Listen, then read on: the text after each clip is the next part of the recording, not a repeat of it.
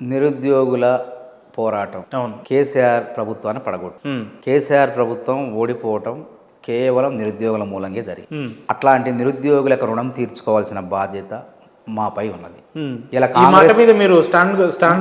కదా గతంలో జరిగిన తప్పులు జరగకుండా, కొలువుల విషయంలో, ఉద్యోగాల భర్తీ విషయంలో జరిగిన ఆలస్యం మళ్ళీ జరగకుండా, ఆ తప్పులు పునరావృతం కాకుండా నిరుద్యోగులకు వేగవంతంగా, పారదర్శకంగా, పకడ్బందీగా ఉద్యోగాలు ఇచ్చే విధంగా, చదువుకున్న వాడికి ఉద్యోగం లభించే విధంగా, అంటే చదువుకుంటే ఉద్యోగం వస్తుంది అనే ఒక నమ్మకాన్ని నిరుద్యోగిలో కలిగించే విధంగా రేవంత్ రెడ్డి సర్కారు, కాంగ్రెస్ ప్రభుత్వం అడుగులేస్తుంది.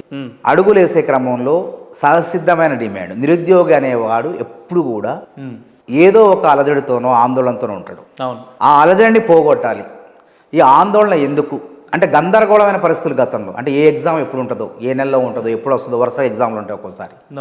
వాటి నుంచి నిరుద్యోగిని బయటపడేయాలి, నిరుద్యోగికి ఒక నిలకడ కలిగించాలనే ఉద్దేశంతో మేము పనిచేస్తాం.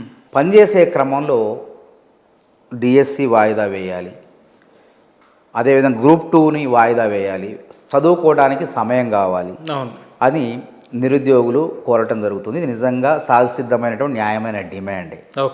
ప్రభుత్వం కూడా ఆలోచన చేసింది.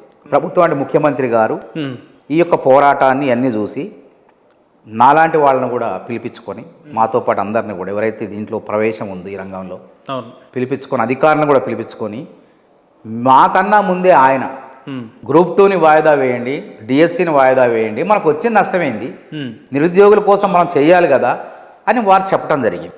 అప్పుడు సరే మేమున్నాడు 1:100 విషయంలో, 1:100 విషయంలో 1:100 ఏంది, 200 ఇద్దాం ఇట్లనే అన్నారు. నేను అబద్ధం కూడా, కెమెరా ముందు అబద్ధం చెప్పడం కూడా ముఖ్యమంత్రి గారు చెప్పిన మాటలు నేను చెప్పి మా అందరితో 1:100 ఏంది, 200 ఇద్దాం, ఫస్ట్ దీని మీద చర్చిద్దాం, ఒక్కొక్క అంశం మీద చర్చిద్దాం అని చెప్పి మాట్లాడారు. చర్చించేటప్పుడు అధికారులు ముందుగా మనం డిఎస్సిని వాయిదా వేయాలి అన్నప్పుడు డిఎస్సి గురించి వాళ్ళు చెప్పారు. ప్రభుత్వానికి వచ్చిన నష్టం లేదన్నారు. కానీ మన లక్ష్యం దెబ్బతింటది ఈ డిఎస్సిని వాయిదా వేసి. ఏదైతే పేద పిల్లలు చదువుతున్నారో ప్రభుత్వ బళ్ళలో, ఆ ప్రభుత్వ బళ్ళలో చదువుతున్న పిల్లలకు మనం టీచర్లను పంపి చదువులు చెప్పాలనుకున్నాం. అది జాప్యం అయిపోయి నెక్స్ట్ జూలై, ఆగస్టుకు కూడా పోయే అవకాశం ఉంది. వీళ్ళ నియామక పత్రాలు ఇస్తే ఒకవేళ పరీక్ష పెట్టి, ఒకరోజు పరీక్ష కాదుగా డిఎస్సి, అంటే జూలై 18న ప్రారంభం అయితే ఆగస్టు 5కు, అంటే 17 రోజుల పాటు డిఎస్సి పరీక్ష కొనసాగుతుంది. కాబట్టి దీన్ని వాయిదా వేయాలంటే మళ్ళీ డేట్లు చూసుకోవాలి. ఈ డిఎస్సి పరీక్ష పెట్టే రోజు కేంద్ర ప్రభుత్వ రంగ సంస్థలకు చెందినటువంటి నోటిఫికేషన్లు, ఉద్యోగ ప్రకటనలు ఏమైనా ఉన్నాయా, ఆ రోజు ఉద్యోగాల పరీక్షలు ఉన్నాయా, ఎస్ఎస్సి, బిఎస్ఆర్బి, తర్వాత ఆర్ఆర్బి, ఇంకా ఇతర పరీక్షలు ఏమైనా ఉన్నాయా, అవి ఇవి కలవకుండా తెలంగాణ నిరుద్యోగి లాభపడే విధంగా, అవసరమైన తెలంగాణ నిరుద్యోగి రాష్ట్ర ప్రభుత్వ ఉద్యోగం రావాలి, కేంద్ర ప్రభుత్వ ఉద్యోగ విధంగా రాసుకునే వెసులుబాటు కల్పించే విధంగా ఆ ఎగ్జామ్ని తయారు చేయాలి. అంటే పరీక్ష చూసుకోవాలి. అట్లా చూసుకుంటే వీళ్ళు 4 రోజులు అడుగుతున్నారు, కొంతమంది 3 నెలలు అడుగుతున్నారు. అట్లా పొడిగించుకుంటూ పోతే ఇదే ఆగస్టు 7వ తారీఖు 8వ తారీఖు గ్రూప్ 2 ఉంది. గ్రూప్ 2ని వాయిదా వేయాలి, ముందుకు పొడిగించాలి. ఇది 45 రోజులు అంటే దాని తర్వాతే పెట్టాలా. దీని తర్వాత అక్టోబర్లో మెయిన్స్ ఉంది, అక్టోబర్లో మెయిన్స్ కూడా పొడిగించాలా. నవంబర్లో గ్రూప్ 3 ఉంది. గ్రూప్ 3, గ్రూప్ 2 సిలబస్ ఒకటే కాబట్టి దాన్ని పొడిగించాలి. ఈ విధంగా ఒక్క పరీక్షను డిఎస్సిని పొడిగించడం వల్ల చాలా జాప్యం అయిపోయి మన అనుకున్న లక్ష్యం నెరవేరదు. ఒక సంవత్సర కాలం కలిసిపోద్ది. మళ్ళీ ఈ లోపు ఏ రకమైన ఉపద్రవాలు వస్తే మళ్ళీ నిరుద్యోగుల నుంచి మళ్ళీ వ్యతిరేకత వస్తుంది. ప్రతిపక్షాలు వీళ్ళకి చేత కాలేదు, ఉద్యోగాలు పరీక్షలు పెట్ట చేత కాలేదు ఇదంటారు. ఇంకోటి, ఉద్యోగాల క్యాలెండర్ తయారు చేయడం చాలా కష్టంతో కూడుకున్న పని, సంక్లిష్టమైంది. ఎందుకంటే ఈ నెలలో మనం ఉద్యోగాల క్యాలెండర్ పూర్తి చేద్దాం. అంటే డిఎస్సి ఎప్పుడు ఉంటుందో మనకు తెలుసు, గ్రూప్ 2 మెయిన్స్, గ్రూప్ 1 మెయిన్స్ ఎప్పుడు ఉంటుందో మనకు తెలుసు. కాబట్టి ఆ ఎగ్జామ్ క్లాస్ కాకుండా, ఆ ఎగ్జామ్ రోజు కాకుండా ఈ నోటిఫికేషన్లో పరీక్ష తేదీలు మనం పెట్టుకోవాలి, ముందే ప్రకటించుకోవాలి. అంటే నిరుద్యోగిని గందరగోళం నుంచి బయటపడేయాలి. ఒకవేళ ఇది వాయిదా వేస్తే మళ్ళీ తయారు చేసిన క్యాలెండర్ మొదటికి వచ్చింది, ఇది కూడా జాప్యమయ్యే అవకాశం.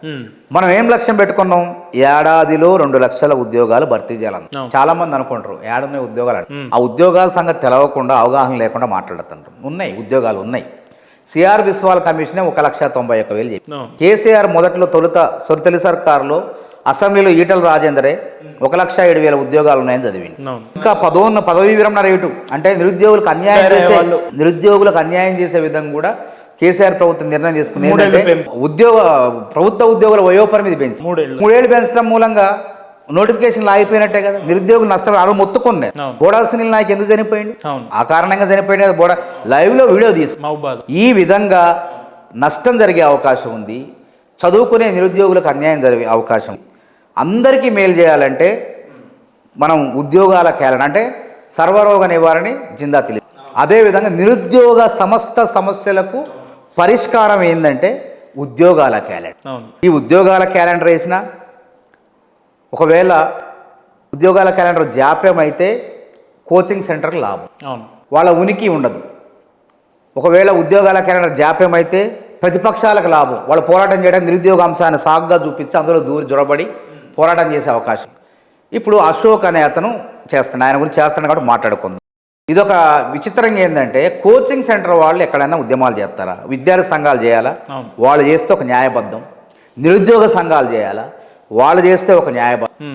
రాజకీయ పార్టీకి అనుబంధ సంఘాలు ఉంటాయి, ఎస్ఎఫ్ఐ, పీడిఎస్, ఏఐఎస్ఎఫ్, ఇట్లాంటి వాళ్ళు ఉద్యమాలు చేశారంటే నిరుద్యోగుల కోసం ఒక అర్థం ఉంది. వాళ్ళలో ఏం లేదు, నిరుద్యోగుల ప్రయోజనార్థం. కానీ ఒక కోచింగ్ సెంటర్ వ్యక్తి తన రాజకీయ లబ్ధి కోసం, తన ఎమ్మెల్సీ కావటం కోసం నిరుద్యోగులను రెచ్చగొట్టేసి అందులో ఆ ఉద్యమంలో దూరేసి తన లాభం కోసం తన ఉద్యమాలు చేస్తారు. ఇది విచిత్రం. ఇందులో రాజకీయ లబ్ధి ఏముంది? ఆయన ఎమ్మెల్సీ కంటెక్ట్ చేసిండా? గతంలో ఆమరణ దీక్ష చేసిండా? అసలు ఆమరణ దీక్ష అనే పదానికే ఆ విలువ లేకుండా చేస్తున్నారు. చిన్నదానికి ప్రతి చిన్నదానికి ఆమరణ దీక్ష ఏందండి ఇది? పొట్టి శ్రీరాములు ఎన్ని రోజులు దీక్ష చేసిండు? ఒక జాతి కోసం, తెలుగు జాతి కోసం, ఆయన ఆంధ్ర రాష్ట్రం కోసం ఆ రోజు దీక్ష. మరి వీళ్ళు దేనికోసం చేస్తున్నారు? ఎప్పుడు చేయాలి అది? ఒక నిరుద్యోగికి ఒక లీకులు అయినప్పుడు, ఒక నీటి పరీక్ష చాలా వైద్య 24 లక్షల మందికి నష్టమైన దాని గురించి చేయరు.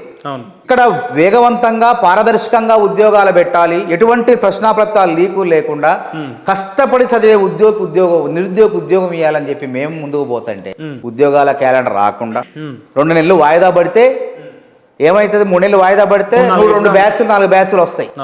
లక్షలాది రూపాయల ఆదాయం ఇటు పక్క. తను దీక్ష చేసేది యూట్యూబ్ లో చూపిస్తే, రెచ్చగొట్టుకుంటూ మాట్లాడితే యూట్యూబ్ లో వ్యూవర్స్ పెరిగితే అటు ఆదాయం. ఒకవేళ ఈ 2 ఆదాయం వచ్చిన తర్వాత పేరు ప్రఖ్యాతి రాజకీయంగా ఖమ్మం ఎమ్మెల్సీగా పోటీ చేయొచ్చు. నిరుద్యోగులు నేను కొట్లాడినా చెప్పుకోవాలి కదా, నేను మీకోసం ప్రాణాన్ని తెగించిన, ఆమరణ దీక్ష చేసిన, నాకు ఓట్లు వేయండి అని అట్లా ఓట్లు వేయించు. ఖమ్మం నల్గొండ అయిపోయింది. అది అయిపోయింది ఆ డ్రామా. ఇప్పుడు కొత్త డ్రామా కరీంనగర్లో రేపు ఎమ్మెల్సీ ఎలక్షన్స్ ఉంటాయి, గ్రాడ్యుయేట్స్ ఉంటాయి. ఇప్పుడు ఆడ పోటీ చేయాలా? అటుపక్క కూడా నేను మీకోసమే ఉన్నా, నా ప్రాణం మీద తెచ్చుకున్నా అనే దొంగ దీక్షలు చేయటం. ఈ విధంగా నిరుద్యోగుల యొక్క సమస్యను జటిలం చేస్తారు, సున్నితమైన సమస్యను జటిలం చేస్తున్నారు కావాలని. కాబట్టి ఇట్లాంటి కృత్రిమ అశోక్ సార్ దీక్ష అంటే దొంగ దీక్ష, కృత్రిమ ఉద్యమం. మీ తోటి విద్యార్థి నాయకుడు బక్కా జెట్సన్ గారు కూడా ఆయన కూడా రాజకీయ కాంక్ష ఉంది. ఆయన బక్కా జెట్సన్ గారు కూడా రాజకీయ కాంక్ష ఉంది. రేవంత్ రెడ్డి మీద కోపం ఆయన నిరుద్యోగుల మీద చూపిస్తారు. ఇప్పుడు ఆయన సంబంధం లేని అంశం. బక్కా జెట్సన్ గారు గ్రాడ్యుయేషన్ ఎప్పుడో అయిపోయింది.